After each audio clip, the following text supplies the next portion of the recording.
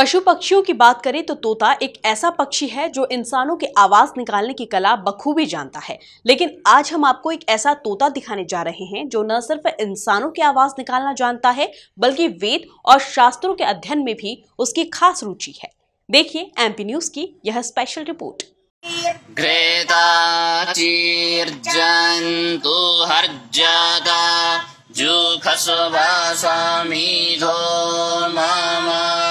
भूर्भुवः उपत्वाग्ने हविष्मातिर्घ्रेताचिर्जन्तु हर्जता जुघसवासामिधो मम भूर्भुवः उपत्वाग्ने हविष्मातिर्घ्रेताचिर्जन्तु हर्जता जुघसवासामिधो मम भूर्भुवः उपत्वाग्ने हविष्मातिर्घ्रेताचिर्जन्तु हर्जता जुघसवासामिधो मम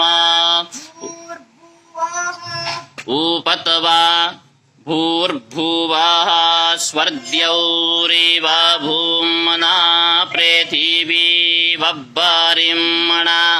ये नजारा है मंदसौर के पशुपतिनाथ मंदिर प्रबंध समिति द्वारा संचालित होने वाली संस्कृत पाठशाला का, जहां बटुकों के साथ तोता वेद और शास्त्रों की शिक्षा ले रहा है। संस्कृत पाठशाला में अध्यापन के दौरान अध्यापक से लेकर बटुकों के मुख से होने वाले शास्त्रों के मंत्रोच्चार को तोता उसी ध्यान से सुनता है जिस तरह से यहाँ बटुक इसे सुनकर पढ़ाई कर रहे हैं। हर दिन कक्षा के समय वह बटुकों की तरह समय पर पहुंचता है और पूरे समय संस्कृत में होने वाले मंत्रोच्चार को एकटक सुनता भी रहता है।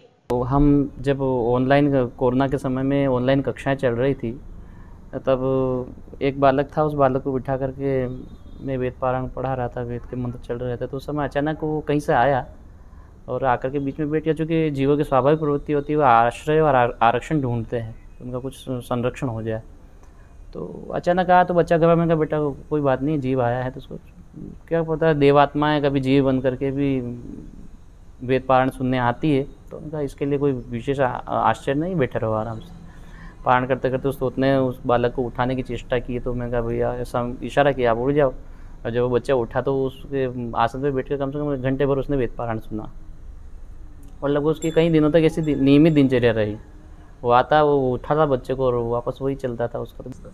अभी लगभग वो अभी तब से रूटीन में उसका कभी 7 साढ़े 7 बजे तक वो आता है और घंटा, डेढ़ घंटा, आधा घंटा, 20 मिनट जितना भी उसका रुकना होता है वो वेद पारायण सुनता है बैठ करके। और ध्यान मुद्रा में सुन करके वो जब उसकी तृप्ति होती है वो थोड़ा दाना पानी लेता है और चला जाता है। और सायंकाल भी लगभग 5-7 बजे, 5 साढ़े 5 बजे लगभग वो आ जाता है। अभी तक लगभग ये उसकी दिनचर्या है। अध्यापक विष्णु प्रसाद ज्ञानी की माने तो तोते से पहले एक खरगोश भी यहाँ आए दिन आता रहता था, जो इसी तरह से बटुकों के मुख से होने वाले शास्त्रों के मंत्रोच्चार को ध्यान से सुनता था।